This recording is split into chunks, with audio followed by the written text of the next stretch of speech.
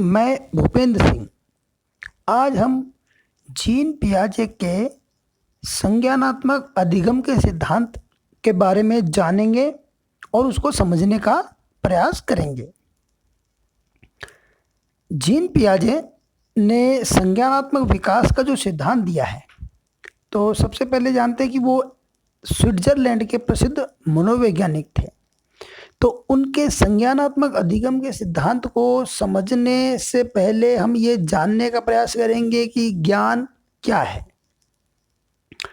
दरअसल में ज्ञान अनुभव यानी जो एक्सपीरियंसेज होते हैं अथवा शिक्षा के द्वारा यानी एजुकेशन के द्वारा तथ्यों यानी फैक्ट्स, सूचनाओं यानी इंफॉर्मेशंस, कौशलों यानी स्किल्स जो ट्रेनिंग के द्वारा प्राप्त किए जाते हैं, इन सब की प्राप्ति ही ज्ञान है, जिसमें सैद्धांतिक यानी थ्योरेटिकल एवं व्यावहारिक यानी प्रैक्टिकल समझ भी शामिल होती है।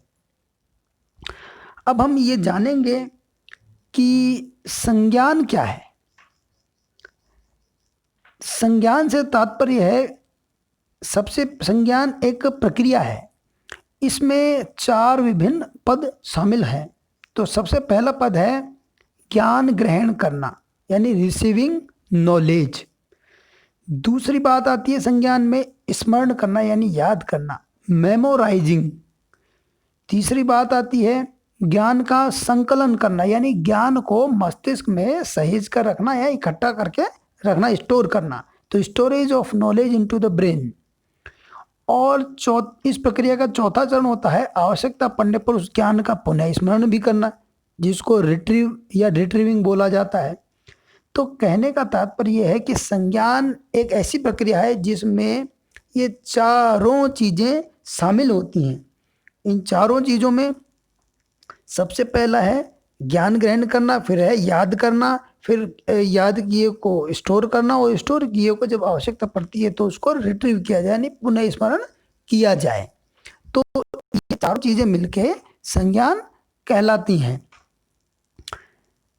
लेकिन संज्ञान की जो प्रक्रिया है, दरअसल में वो व्यक्तिगत विभिन्नताओं यानी इंडिविजुअल डिफरेंसेस के कारण सभी व्यक्तियों में अलग अलग या भिन्न भिन्न पाई जाती है।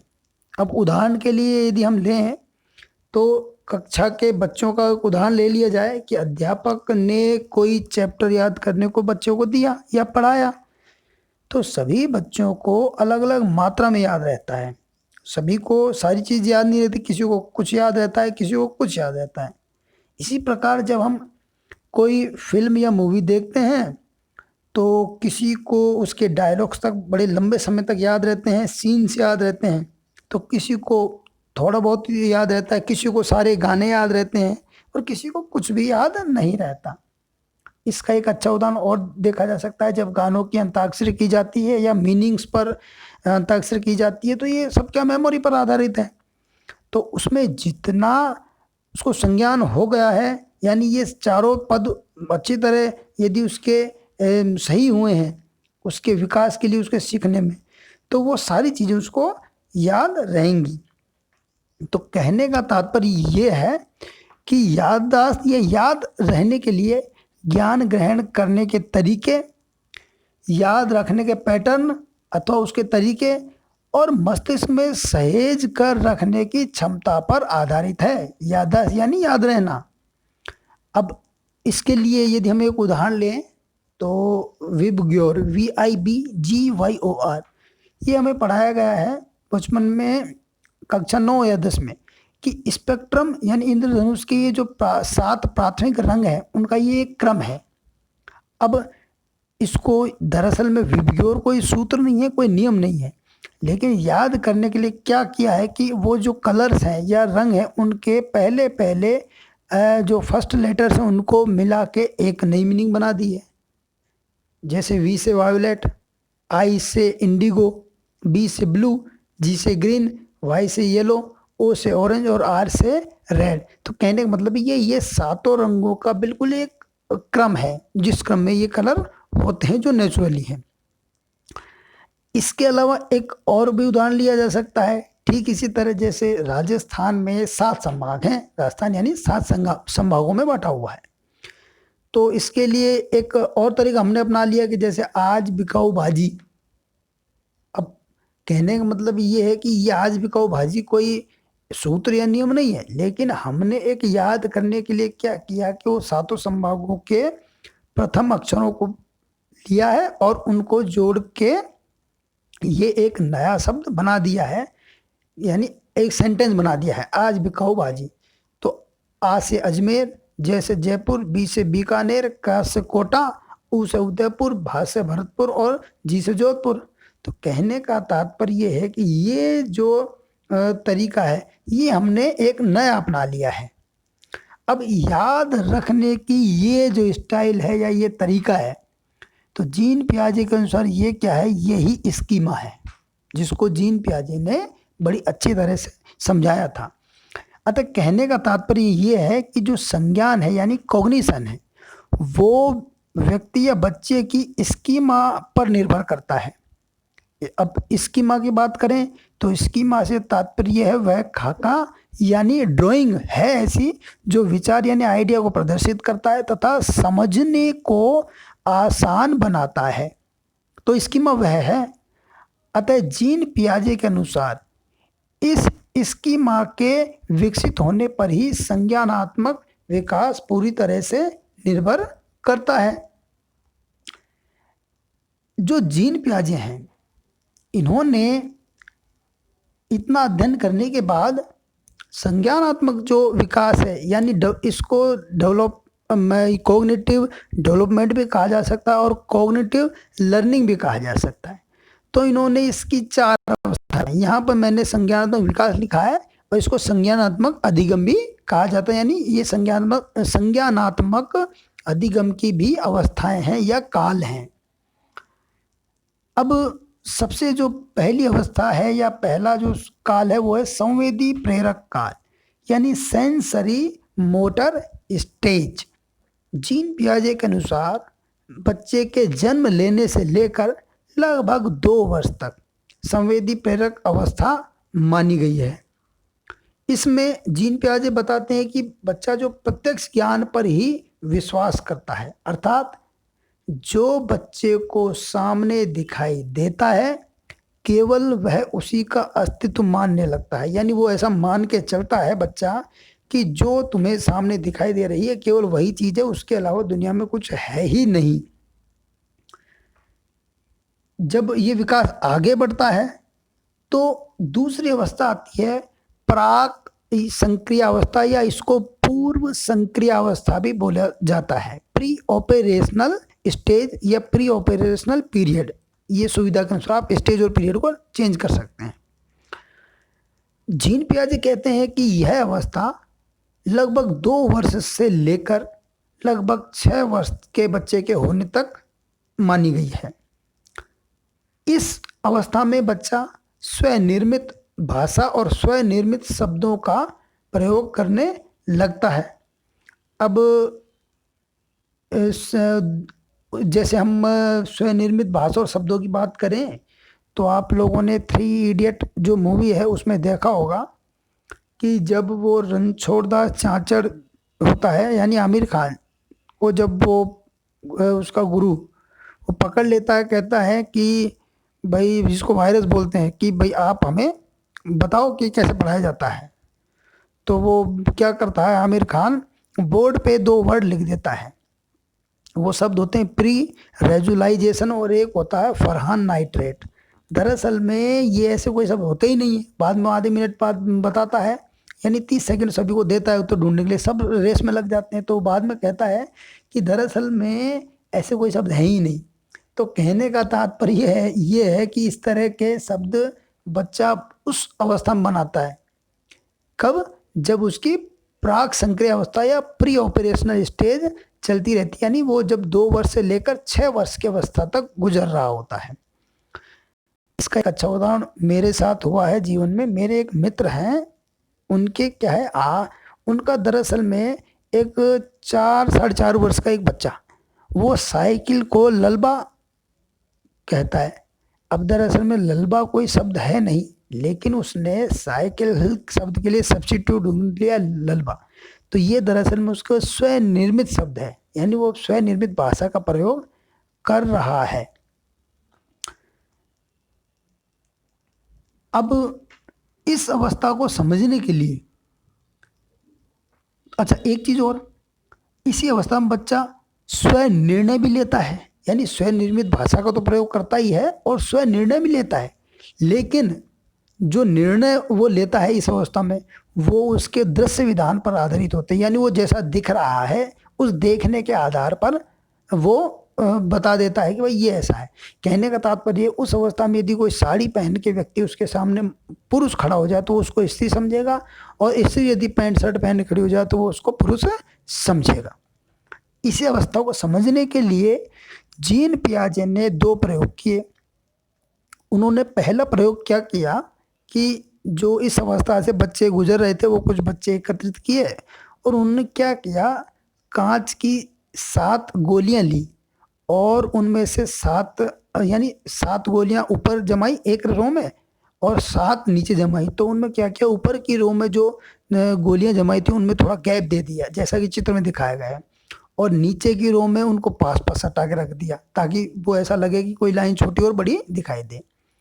और उन्होंने जब इस अवस्था के यानी जो 2 वर्ष से लेकर 6 वर्ष तक की अवस्था के बच्चे गुजर रहे थे उनसे पूछा कि बताओ इनमें से कौन सी जो रो है या पंक्ति में गोलियां ज़्यादा हैं। तो बच्चों ने तुरंत जिसमें दूर दूर रखी हुई थी गोलियां उनको हाथ लगा कह दिया अंकल इसमें ज़्यादा है। इसी तरह एक प्रयोग और किया उन्होंने क्या किया, एक कांच का ग्लास लिया जिसका डायमीटर था 3 इंच का और उस ग्लास की हाइट थी 6 इंच।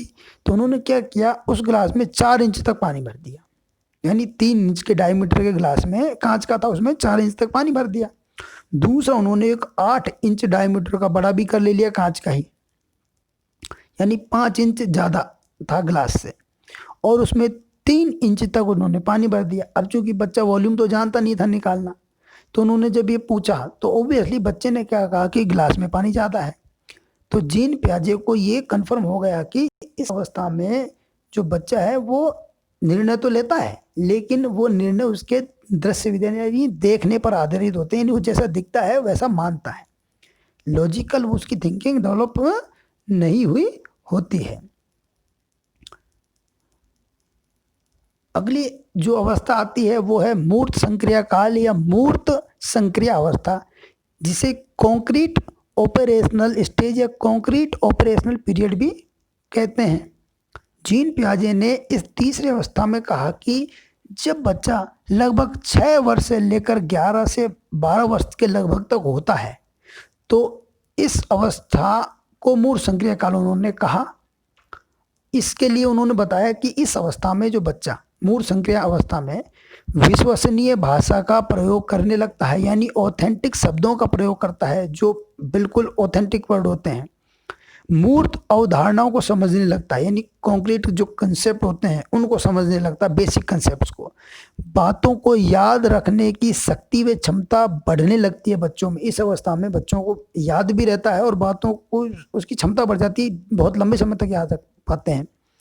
आयतन, क्षेत्रफल, आकार आदि के कंसेप्ट या संप्रत्यों को भी बच्चा समझने लगता है। अब जीन पियाजे ने वही जो प्रयोग पूर्व संक्रिया अवस्था में किए थे उन्हीं दोनों प्रयोगों को यहाँ पर भी दर्शाया, यहाँ पर भी उन्होंने वही प्रयोग किया। तो वो जो कांच की 7 गोलियों का प्रयोग उन्होंने दोबारा किया, तो इस बार चूंकि बच्चा क्या है गिनती गिनना सीख गया था, यानी उसको संप्रत्य आ गया था वो गिनती का, तो उसने गिन के बता दिया कि ये दूर दूर रखी हुई है, ये पास पास गोलियां रखी हुई हैं, बाकी हैं बराबर। तो जीन पियाजे को लगा कि बच्चा इस अवस्था में जो कॉन्क्रीट कंसेप्ट है उसको सीख रहा है। फिर वही ग्लास और बीकर वाला प्रयोग भी किया उन्होंने, लेकिन इस बार बच्चे ने क्या किया, उसका वॉल्यूम निकाल के बता दिया कि बीकर में पानी ज़्यादा है ना कि ग्लास में। ग्लास का बस स्तर हमें दिखने में ऊपर दिखाई दे रहा है, लेकिन दरअसल पानी की यदि मात्रा की बात करें तो वो बीकर में ज़्यादा है। यानी कहने का तात्पर्य कि आयतन बच्चा निकालना सीख गया था, वो आयतन का कंसेप्ट भी वो सीख चुका था। जो अगली और अंतिम अवस्था जीन पियाजे ने बताई है वो बताई है औपचारिक संक्रियावस्था या औपचारिक संक्रिया काल यानी फॉर्मल ऑपरेशनल स्टेज या पीरियड। जीन पियाजे कहते हैं कि जब बच्चा लगभग 11 वर्ष और 12 वर्ष से ऊपर जाता है यानी 16 वर्ष और उससे अधिक तक, तो इस अवस्था को औपचारिक संक्रिय अवस्था माना गया है। इस अवस्था में जीन पियाजे के अनुसार बच्चा अमूर्त तथ्यों पर विचार करता है, यानी जो नॉन कॉन्क्रीट जो फैक्ट्स होते हैं उन पर बात करता है, यानी जो विचारों को डाइवर्जेंट उसकी थिंकिंग होने लगती है।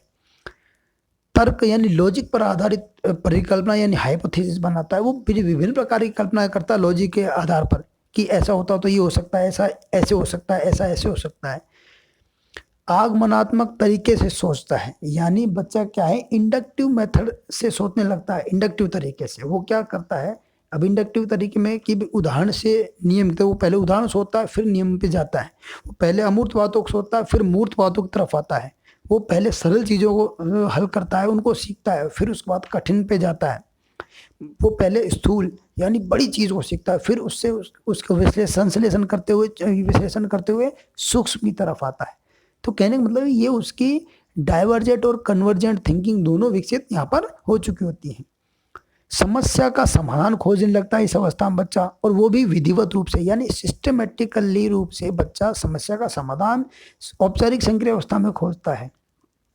और औपचारिक संक्रिय अवस्था में एक चीज़ और करता है कि भूत यानी भूतकाल और अतीत बीते हुए समय के आधार पर भविष्य के कथन करता है, और वो उनको समझने लगता है कि मैंने जो कहा है उसका तात्पर्य क्या है। तो ये जीन पियाजे ने 4 अवस्थाएं जो बताई थी संज्ञानात्मक मनोविकास संज्ञानात्मक विकास की थी, और इनको संज्ञानात्मक अधिगम की अवस्थाएं भी कहा जाता है। अब हम बात करेंगे कि संज्ञानात्मक जो सीखने के सिद्धांत हैं, या ये कॉग्निटिव लर्निंग थ्योरी या कॉग्निटिव डेवलपमेंट थ्योरी है, इसका एजुकेशनल इम्प्लीकेशंस है क्या, यानी शैक्षिक निहितार्थ क्या है, कक्षा में इसका क्या उपयोग है, एक शिक्षा में इसका क्या उपयोग है। इसके लिए देखिए सबसे पहला जो निहितार्थ वो है कि भाई अधिगम के लिए बच्चे की शारीरिक सक्रियता बहुत आवश्यक है, यानी वो बॉडीली रूप से बच्चा एक्टिव रहे। तो इसके लिए बच्चों को योगा, व्यायाम, फिजिकल ट्रेनिंग, खेलकूद, गेम्स, आउटडोर गेम्स कराने चाहिए, यानी कहने का तात्पर्य। फिर उसके अलावा ब्रेन डेवलप करने के लिए बच्चों को शतरंज वगैरह खिलाया जा सकता है। इस तरह के गेम उसको खेल सब, लेकिन यहाँ बात करें हम शारीरिक सक्रियता की, तो फिजिकल गेम्स कराने चाहिए उसको, ताकि वो उसका बॉडी फिजिकल या शारीरिक विकास हो, क्योंकि शारीरिक विकास पर ही मानसिक विकास निर्भर करता है। दूसरा एजुकेशनल इम्प्लीकेशंस है कि बच्चों को वातावरण को जानने व समझने का अवसर भी देना चाहिए। ऐसा नहीं है कि भाई आए और स्कूल में आते उसको पढ़ाने लग गए, यानी बच्चे को समय दो, वातावरण, स्कूल के वातावरण को समझने को, उसको डांटने फटकारने से बचने की कोशिश करनी चाहिए, उसको प्यार से समझाना चाहिए। इससे क्या होगा कि बच्चों में चीज़ों को समझने की समझ उत्पन्न हो सकेगी, और वो जब चीज़ों को समझेंगे तो ऑब्वियसली वो उनको जानने का प्रयास करेंगे, उनके क्या है अभिवृत्ति में वृद्धि होगी, वो आगे की तरफ और उस चीज़ को जानने का प्रयास करेंगे। तीसरा जो अगला जो शैक्षिक नीति वो है कि बच्चों पर किसी भी चीज़ को सीखने के लिए दबाव न बनाया जाए। बार बार बच्चे आजकल देखा होगा बस सुसाइडल टेंडेंसी बच्चों में बढ़ रही है, प्रतिशत को लेके, रिजल्ट को लेकर। तो कहने का तात्पर्य बच्चों पर किसी भी चीज़ को सीखने के लिए दबाव न डाला जाए, और विशेष तौर पर उन चीज़ों के लिए बच्चा भी सक्षम ही नहीं हुआ है और हम लोग उनको सिखाने पर तुले कि बेटा सीखना है तो सीखना है, तो क्या होगा कि उसके मेंटल जो बर्डन है वो बढ़ जाएगा, और प्रेशर बढ़ने से वो गलत कदम उठाएगा, हो सकता है वो मानसिक मंदता की तरफ भी जाने लगे। अगला जो एजुकेशनल इम्प्लीकेशन है वो है कि भाई अधिगम की आदतें, यानी पढ़ने की आदतें बच्चों में खुद से उत्पन्न होने देनी चाहिए, यानी स्वयं से, ताकि ऐसे उस पर प्रेशर नहीं बनाना चाहिए कि तुम्हें ये करना है वो करना है या हम सिखाएंगे। उस बच्चे को खुद से करने दो। जब बच्चा स्वयं करेगा तो स्वयं सीखेगा। और जैसा कि हमने बताया था कि स्कीमा डेवलप होने के लिए जीन पियाजे ने ये चीज़ बताई थी कि जितना स्कीमा डेवलप होगा बच्चे का संज्ञानात्मक अधिगम भी उतना ही अच्छा होगा। तो कहने का तात्पर्य बच्चे के स्कीमा को विकसित करने के तरीके हम सुझा सकते हैं, लेकिन उसमें पढ़ने की आदतें और अधिगम की आदतें स्वयं ही डलने देनी चाहिए। अगला जो वो निहितार्थ है कि बच्चे स्वयं की गति के अनुसार सीखते हैं। ये मानवीय बात है कि बच्चे अपनी गति के अनुसार सीखते हैं। जैसा कि जब हम प्रोग्राम इंस्ट्रक्शंस की बात करते हैं, अभिक्रमित अनुदेशन की, तो वहाँ पर भी यही कहा जाता है कि बच्चे जो स्वयं की गति के अनुसार सीखते हैं। तो अतः बच्चों के मार्गदर्शक बनने की आवश्यकता है, यानी उनके गाइड बनने की हमें आवश्यकता है। हम निरीक्षक नहीं बने उनका निरीक्षण हमें नहीं करना है, हमें उनका मार्गदर्शन करना है। लेकिन होता उल्टा है विपरीत, हम लोग निरीक्षक बन के उसको डांटते फटकारते हैं। तो ऐसा नहीं करना है, बच्चों के मार्गदर्शक बनने की आवश्यकता है। ऐसा जीन पियाजे के इस जो लर्निंग कॉग्निटिव लर्निंग जो थ्योरी है उससे निकल के आया है। अगला जो इम्प्लीकेशंस एजुकेशन इम्प्लीकेशन निकलता वो है कि कक्षा का वातावरण संज्ञान करने लायक बनाए जाएं।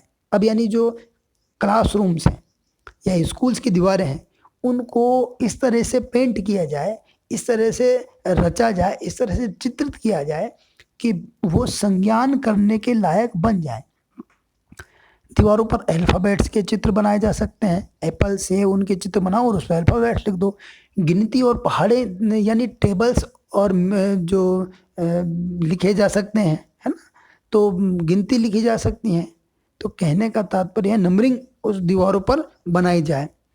एक और अच्छी तरीका है कि पूरी क्लासरूम के फर्श पर सांप सीढ़ी बना दो, बच्चा बैठे भी उसी के हिसाब से, और जब फ्री समय हो तो गेम्स के दौरान बच्चा उसी क्लासरूम में रहेगा और उसी फर्श पे खेलेगा। तो बच्चे को क्या है, दीवारें भी अच्छी लगने लगेंगी, यानी वातावरण उसको भाने लगेगा, वातावरण के वो अनुरूप वातावरण उसको अच्छा लगेगा। तो कहने का मतलब है इसी तरह शतरंज के खेल को भी कक्षा की फर्श पर बना दिया जाए तो बच्चे आराम सीखेंगे। छत पे जो कक्षा की छत है उस पर अपने ये ग्रह वगैरह सूर्य चंद्रमा तारे सब बना दो। तो कहने का तात्पर्य है कि कक्षा का जो वातावरण है वो बच्चे को क्या है वहाँ पर रोकने के लिए बाध्य कर देगा, यानी उसको बड़ा अच्छा लगेगा। अभी जैसे देखा होगा कि कुछ जगह प्लेन स्कूल कोई प्लेन में कन्वर्ट कर दिया, यानी उसको प्लेन जैसा पेंट कर दिया है, रेल के डब्बों जैसा पेंट कर दिया है। ऐसा लगता है बच्चे कक्षा में नहीं रेल के डब्बों में बैठे यानी ट्रेवलिंग कर रहे, बसों जैसा पेंट कर दिया है, होटल के जो रूप में बना दिया। कहने का तात्पर्य ये है कि ये भी तरीके हैं जिससे बच्चों को सिखाने का या संज्ञान करने लायक वातावरण तैयार हम कर सकते हैं या शिक्षक कर सकते हैं। अगला जो इम्प्लीकेशन वो है बच्चे की जो जैविक क्षमता है यानी बायोलॉजिकल स्ट्रेंथ है उनका पता लगाना अध्यापक को बेहद जरूरी है। जब बच्चे की जैविक क्षमता यानी बायोलॉजिकल पता चले कि बच्चा 1 किलो उठा नहीं सकता, हम कह रहे हैं बेटा 2 किलो उठा, या हम ये बच्चा पता चलता है कि बच्चे को अभी गिनतियाँ नहीं आती हैं और हम ये कह रहे हैं कि ऐसा है बेटा तुम कैलकुलेशन करो। तो बच्चा अक्षरों को लिखना नहीं जानता, हम सेंटेंस बनवा रहे हैं। तो कहने का तात्पर्य है बच्चे की जैविक क्षमताओं का पता पहले लगाएं और उसके आधार पर पढ़ाने के विषय वस्तु यानी कंटेंट और पढ़ाने के तरीके यानी मेथड या मेथोडोलॉजी का चयन करें अध्यापक। तो क्या होगा कि अधिगम भी अच्छा होगा और बच्चा अच्छी तरीके से सीख पाएगा और प्रॉपर तरीके से सीख पाएगा और नियमों के अनुसार भी कार्य होगा। अगला एजुकेशन इम्प्लीकेशन वो है कि कक्षा के औपचारिक शिक्षण को यानी कक्षा चूंकि क्या है औपचारिक शिक्षण का एक स्थान है, औपचारिक शिक्षण की जगह है, नियमों से काम होता है, बच्चे होते हैं, शिक्षक होता है और कुछ रूल रेगुलेशंस होते हैं, अनुशासन होता है। तो कहने का तात्पर्य इस औपचारिक शिक्षण को वहाँ कक्षा में ही, अब कक्षा में जो कि बच्चे पढ़ते हैं तो कहते हैं कि 4 दीवारी से बाहर बच्चों को ले जाने की व्यवस्था की जाए। तो इसके लिए शैक्षिक भ्रमण भी हो सकता है, ऐतिहासिक पर्यटन भी हो सकता है, विभिन्न किले दिखाओ उनको, बच्चों को पहले पढ़ाओ फिर किले दिखाओ तो बच्चा सीख जाएगा। पुस्तक मेले लगवाओ ताकि उसको पुस्तकों के प्रति उसकी अभिरुचि जागृत हो। विज्ञान मेले लगाए जाए ताकि बच्चे में क्या है साइंटिफिक टेम्परामेंट एक क्रिएट हो जाए। विज्ञान संग्रहालय को भ्रमण करवाओ बच्चों को। प्रोजेक्ट दो, प्रोजेक्ट देने से क्या होगा कि वो साहचर्य सीखेंगे, एक दूसरे का सहयोग करके सीखेंगे और वो डेलर्स का 4th पिलर या वसुधैव कुटुंबकम जिसको बोलते हैं लर्निंग टू लाइव टुगेदर भी यहाँ पर देखने को मिल जाएगा। प्रयोगशाला भ्रमण बच्चों को करवाओ, लेबोरेटरी में किस तरह काम होता है। तो कहने का तो जैसे जयपुर का जंतर मंतर है वो दिखाया जाए। तो ये साइंटिफिक प्रयोगशाला ही है किसी जमाने की। तो इस तरह की चीज़ों से बच्चों कक्षा का जो औपचारिक शिक्षण है वो क्या होगा अनौपचारिक शिक्षण में तब्दील हो जाएगा और अनौपचारिक शिक्षण से बच्चे ज़्यादा सीख पाएंगे और ज़्यादा सीखने से उनका जो मानसिक विकास भी ठीक होगा। इसके अलावा आजकल सरकार का फोकस है या नियम में ये एक अच्छी चीज़ है कि इंफॉर्मेशन कम्युनिकेशन टेक्नोलॉजी का प्रयोग किया जा रहा है। तो अधिक से अधिक प्रयोग किया जाए कक्षा में, बच्चों को प्रोजेक्टर के द्वारा पढ़ाया जाए, कंप्यूटर मल्टीमीडिया के द्वारा पढ़ाया जाए। आजकल तो स्लाइड प्रोजेक्टर और वीडियो प्रोजेक्टर दोनों आते हैं, वो पढ़ाया जाए। इसके लिए ओवरहेड प्रोजेक्टर भी आता है जिसमें ट्रांसपेरेंसी को रख के दीवार पर बड़े चित्र दिखा के पढ़ाया जा सकता, ताकि बच्चों को लगे कि देखो क्या हो रहा है, कितने अच्छे चित्र दिखाई दे रहे हैं और ऐसा भी होता है क्या, यानी उनकी उत्सुकता बढ़ेगी और जानने का प्रयास वो करेंगे। तो कहने का तात्पर्य यह है कि ये सारे जो एजुकेशन एप्लीकेशन है ये सब निकल के आए हैं जीन पियाजे के संज्ञानात्मक जो या संज्ञानात्मक लर्निंग थ्योरी है या कॉग्निटिव लर्निंग थ्योरी या संज्ञानात्मक अधिगम का सिद्धांत, संज्ञानात्मक विकास के सिद्धांत से। इसी के साथ धन्यवाद।